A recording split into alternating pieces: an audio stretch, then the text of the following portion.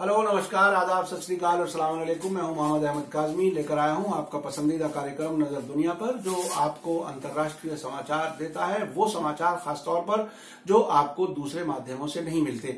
आज का एपिसोड जरा मुख्तलिफ है, डिफरेंट है। आज एक बड़ी खबर के साथ दो और खबरों को शामिल किया गया है। आज की सबसे बड़ी खबर न्यूजीलैंड से है, जहां क्राइस्ट चर्च में जुमे की नमाज के वक्त शहर की दो मस्जिदों में हुई गोलीबारी में कई लोगों के मारे जाने की खबर है।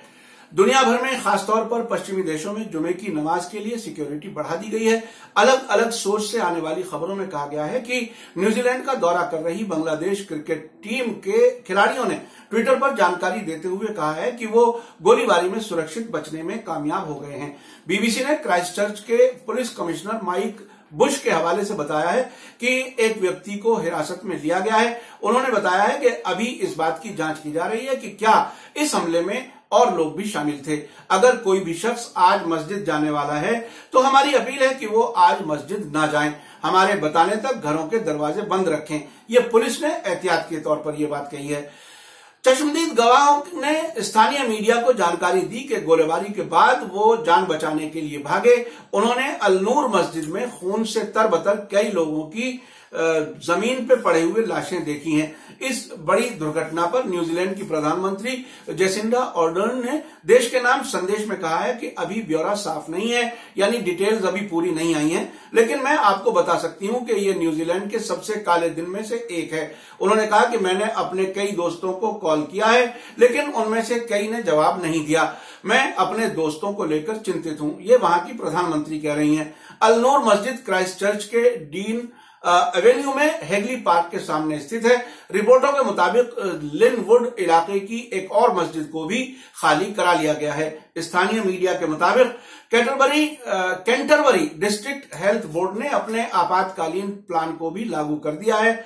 इसके तहत हताहतों के लिए आपात सेवाएं सुरक्षित रख ली जाती हैं। हालांकि हेल्थ बोर्ड के प्रवक्ता ने यह नहीं बताया कि कितने लोगों के अस्पताल पहुंचने की संभावना है। पुलिस ने शहर के कैथेड्रल स्क्वायर को भी खाली करा लिया है। यहां हजारों बच्चे जलवायु परिवर्तन की समस्या पर रैली कर रहे थे। पुलिस कमिश्नर माइक बुश ने कहा है कि क्राइस्ट चर्च में एक गंभीर घटना हो रही है, जिसमें एक सक्रिय शूटर शामिल है। न्यूजीलैंड का दौरा कर रही बांग्लादेश क्रिकेट टीम को फॉलो कर रहे एक पत्रकार ने ट्वीट करके कहा है कि टीम हेगली पार्क के पास की मस्जिद से सुरक्षित बच गई है। यहां एक सक्रिय शूटर है। बांग्लादेश क्रिकेट टीम के पूर्व कप्तान और टीम के धुआंधार बैट्समैन मुशफिकुर रहमान ने ट्वीट करके कहा है कि अल्लाह आज हमारी रक्षा करना, हम बहुत ही खुशकिस्मत हैं। नहीं चाहूंगा कि ऐसी कोई घटना दोबारा हो, हमारे लिए दुआ करें। पुलिस ने चेतावनी जारी की है कि लोग प्रभावित इलाके में आने से बचें। इसके लिए वहां के इलाके के सभी स्कूलों और अस्पतालों को भी बंद कर दिया गया है। एक चश्मदीद गवाह ने, जिसका नाम मोहन इब्राहिम है, ने न्यूजीलैंड हेराल्ड से कहा है कि शुरू में हमें लगा कि शॉर्ट सर्किट हुआ है, उसके बाद सभी लोग भागने लगे। मेरे कई दोस्त अभी भी मस्जिद में फंसे हुए हैं। एक और खबर में कहा गया है कि न्यूजीलैंड की दो मस्जिदों में अज्ञात हमलावरों की फायरिंग से कम 6 लोग मारे गए हैं। हमले के कई घंटे बाद भी ऐसी रिपोर्ट्स थी कि हमलावर अभी भी गोलीबारी कर रहा है। चश्मदीद गवाह का कहना है कि हमलावर ने काले कपड़े पहने हुए हैं और वे सिर पर हेलमेट लगाए हुए हैं। उसके पास स्वचालित यानी ऑटोमेटिक हथियार है, जिसमें वो फायरिंग कर रहा है। न्यूजीलैंड पुलिस ने पूरे इलाके को घेर लिया है। बांग्लादेश क्रिकेट टीम इस वक्त न्यूजीलैंड दौरे पर है। शनिवार को दोनों देशों के बीच तीसरा टेस्ट मैच क्राइस्ट चर्च में ही खेला जाना है। न्यूजीलैंड की प्रधानमंत्री जेसिंडा ऑर्डर्न ने इसे देश का सबसे काला दिन करार देते हुए कहा है कि मस्जिद में कई जगहों से फायरिंग हो रही है। उन्होंने लोगों को सुरक्षित जगह रहने का आग्रह करते हुए कहा है कि हमलावर अभी भी सक्रिय है और लोगों को नुकसान पहुंचा सकता है। उन्होंने कहा, न्यूजीलैंड में हिंसा की कोई जगह नहीं है। मस्जिद में जुमे की नमाज के लिए काफी लोग आए थे। अल नूर मस्जिद में हमले के वक्त 200 से ज्यादा लोग मौजूद थे। तभी गोलियों की आवाज सुनाई पड़ी। मीडिया में ऐसी भी अपुष्ट यानी अनकन्फर्म्ड खबरें हैं कि हमलावर ने हमले से पहले फेसबुक लाइव किया था। हालांकि रिपोर्ट्स के अनुसार फेसबुक ने तुरंत उसका अकाउंट सस्पेंड कर दिया। हमलावर के फेसबुक लाइव की खबरों की न्यूजीलैंड सरकार ने पुष्टि नहीं की है। CNN पर इस हमले के बाद डिबेट में कहा गया कि यह मुसलमानों के खिलाफ नफरत का नतीजा है।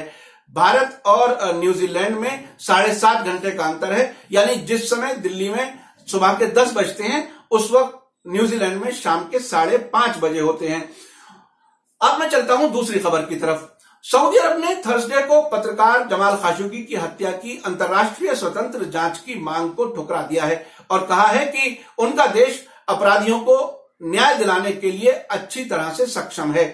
जेनेवा में संयुक्त राष्ट्र मानवाधिकार परिषद के सामने बोलते हुए सऊदी प्रतिनिधिमंडल के प्रमुख और वहां के मानवाधिकार आयोग के प्रमुख बंदर अल ऐवान ने जोर देकर कहा है कि उनका देश उस जघन्य अपराध को हल करने के लिए सभी उपाय कर रहा है। उन्होंने कहा कि कोई भी जांच अंतर्राष्ट्रीयकरण करने के लिए हमारे घरेलू मामले में हस्तक्षेप यानी मुदाखलत है, यानी वो अंतर्राष्ट्रीय जांच के खिलाफ हैं। वो कहते हैं कि इससे हमारे अंदरूनी मामलात में मुदाखलत होगी, हस्तक्षेप होगा। ऐवान जेनेवा में पिछले नवंबर में परिषद के समक्ष अपने अधिकारों के रिकॉर्ड की समीक्षा के लिए अपने देश की प्रतिक्रिया प्रस्तुत कर रहे थे। उस दौरान उन्हें खाशोगी हत्या पर बहुत से देशों की आलोचना का सामना करना पड़ा था।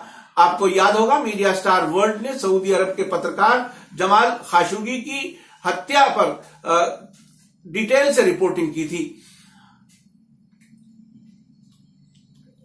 इसके लिए उसी दिन सऊदी अरब से 2 निजी जहाजों से खाशोगी की हत्या के लिए वहां लोग पहुंचे थे।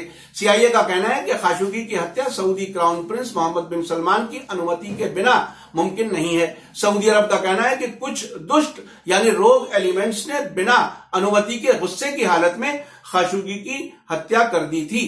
पिछले दिनों यूनाइटेड नेशंस का एक जांच दल इस्तांबुल गया था, जिसे सऊदी अरब की सरकार ने दूतावास में जाने की इजाजत नहीं दी थी और ना ही उन्हें सऊदी अरब आने की इजाजत दी थी। सऊदी अरब का कहना है कि इस जघन्य अपराध के लिए 12 लोगों को दोषी पाया गया है। उनमें से 5 को फांसी देने के लिए सरकार ने न्यायालय को सिफारिश भी की है। आज की तीसरी खबर जो एक काफी इंपॉर्टेंट खबर है वो ये है कि फिलिस्तीन के गाजा वाले हिस्से में सरकार चलाने वाले हमास और इजराइल के बीच फिर से टकराव की स्थिति है। इजराइल के जेरूसलम पोस्ट की रिपोर्ट के मुताबिक थर्सडे को हमास की ओर से 2 रॉकेट तेल अवीव पर मारे गए थे। प्रेस टीवी की रिपोर्ट में कहा गया है कि इजराइल की डोम सिक्योरिटी यानी जो मिसाइल से सिक्योरिटी उन्होंने की हुई है और वो कहते हैं कि यहां तक कोई मिसाइल नहीं पहुंच सकती, उसको भेदते हुए ये रॉकेट तेल अवीव पहुंचे हैं। जेरूसलम पोस्ट के अनुसार इजरायली सेना के प्रवक्ता ने कहा है कि इजरायली वायुसेना ने गाजा में शुक्रवार रात तेल अवीव में गोलीबारी किए गए 2 रॉकेटों की जवाबी कार्रवाई में रातों रात निशाना बनाना शुरू कर दिया था। 2014 के युद्ध के बाद यह पहला ऐसा हमला था।